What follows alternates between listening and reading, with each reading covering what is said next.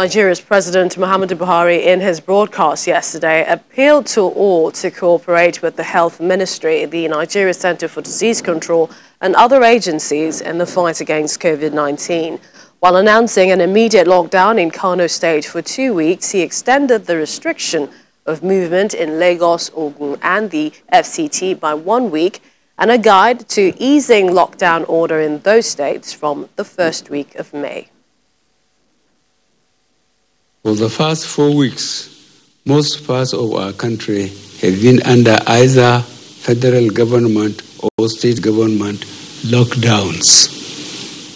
As I mentioned earlier, these steps were necessary and overall have contributed to slowing down the spread of COVID-19 in our country.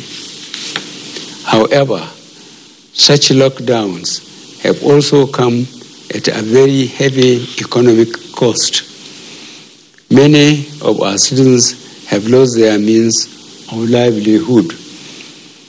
Many businesses have shut down. No country can afford the full impact of a sustained lockdown while awaiting the development of vaccines. We assessed how our factories, markets, traders, and transporters can continue to function while at the same time adhering to NCDC guidelines on hygiene and social distancing. We assessed how our children can continue to learn without compromising their health. We reviewed how our farmers can safely plant and harvest in this rainy season to ensure our food security is not compromised. Furthermore, we also discussed how to safely transport food items from rural production areas to industrial processing zones and ultimately to the key consumption centers. For the avoidance of doubt, the lockdown in FCT, Lagos and Ogun states shall remain in place until these new ones come into effect on Monday, 4th May 2020. President Muhammadu Buhari. Well, joining us for more on the strategies to flattening the curve and the rising figures is Professor Titus Ibekwe. He's an ENT surgeon, also a health educator. We'd like to welcome you to the program. Thank you for joining us. Thank you, Millicent. I am very happy to be here. All right. Professor, how would you say Nigeria is doing so far? Do you think that a week's extension in the two states and the Federal Capital Territory, do you think it will make a difference? Millicent, this is a very unfortunate situation. It's in fact a precarious situation, so to say. Is standing between the devil and the deep blue sea. So Nigeria is doing what she can in order to curtail this problem. But if you view it from every critical angle, you agree with me that it's not a one-step directional problem. It's dimensional, so to say, because apart from the health implications of COVID-19, the economic impact is another angle that is as important as that of the health. That's why it is simply described as disease of nature and nurture, and you must address those two angles. And now we have gotten to this critical stage of community transmission, which is what I can easily describe as going to the next level of distribution of this disease, which nobody really prays to get up to, because we realize that this is basically an imported disease. And if you're able to do an excellent case identification and containment of all those visitors who brought it in your own climb, and you're able to identify all the contacts and do appropriate quarantine and treatment measures, that is to say that you have won.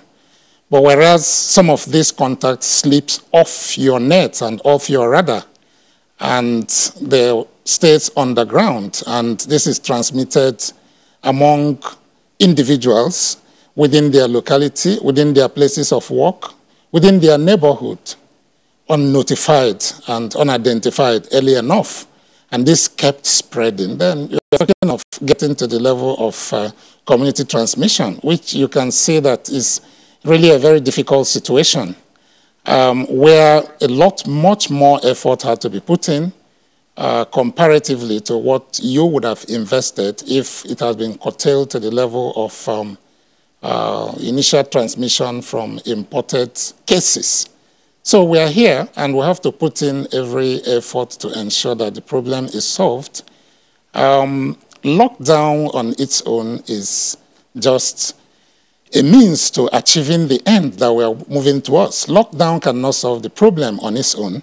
Lockdown is a situation whereby you create this scenario to bring every situation to ground zero so that the chances of individuals who are either carriers or who are actively infected, mingling with the society and those people who are negative and readily infecting them, you want to curtail such situation by asking everybody to stay where you are.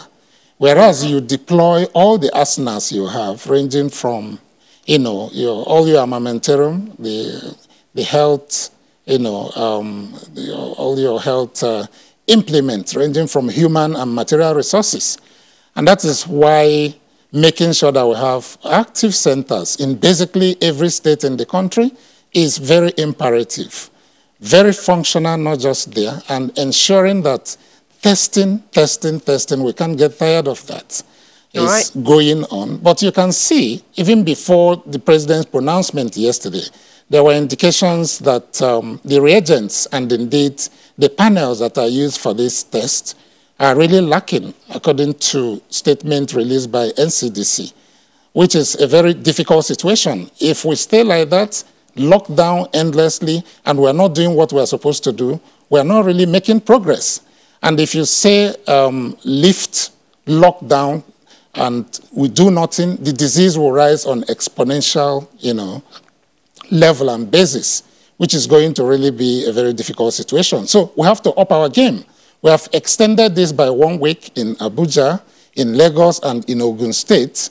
Yeah, but within this 1 week, that means that we have to do times 10 or even more than what we have done in the past. So we must mobilize all the resources and all the arsenals, carry on with the community testing as being done now, but with a lot, much more vigor in order to be able to identify all both active and, asymptomatic cases and remove them from the neighborhood and vicinities where they are staying to the isolation centers. Professor, where they will be assisted by doing all the necessary assistive therapy. I must quickly ask you, for them to, as an ENT surgeon, based on symptoms, tell us about the role of hearing and tasting. Because now we're hearing the CDC has added some more symptoms to COVID-19, such as chills, repeated shaking, muscle pain, and also sore throat. Apart from that, the new loss of taste or smell.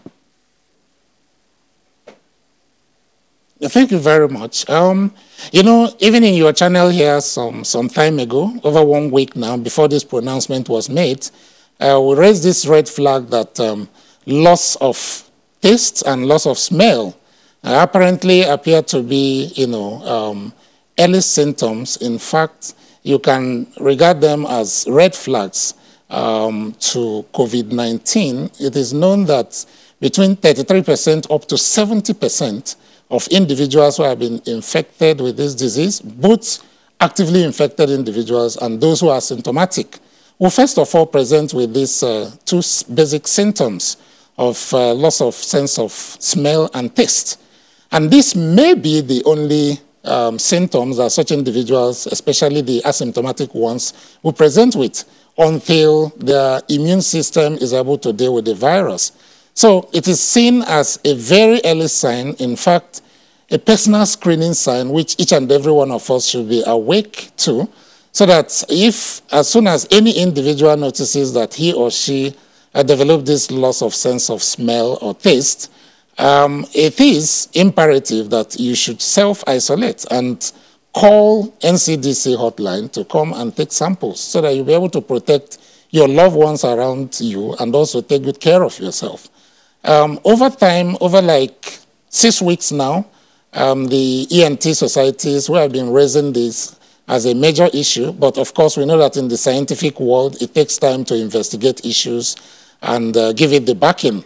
So it took about that length of period for CDC on 22nd of this month to come out with pronouncement, yes, that this should be included as basic symptoms of COVID-19 disease.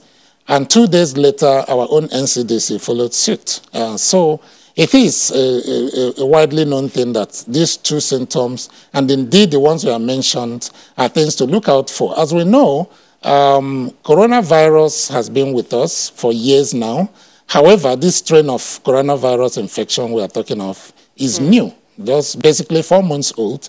And indeed, a lot of studies are still going on and information are still evolving. So little wonder then why this sense of smell and taste has been added, and indeed chills and rigors and other ones that you have mentioned, including sore throat. Professor So Ibekwe, the new added to that means that within this period, any individual that developed this should take it serious. But if you have been having sense of loss of smell or taste before the discovery of COVID for any other reason, then that means that it's not likely to be associated with COVID-19. But any other case that arises within this period, until proven otherwise, is a basic mode of presentation of COVID-19. We appreciate your time, Professor Titus Ibekwe, ENT surgeon, also a health educator. Thank you for joining us on the program.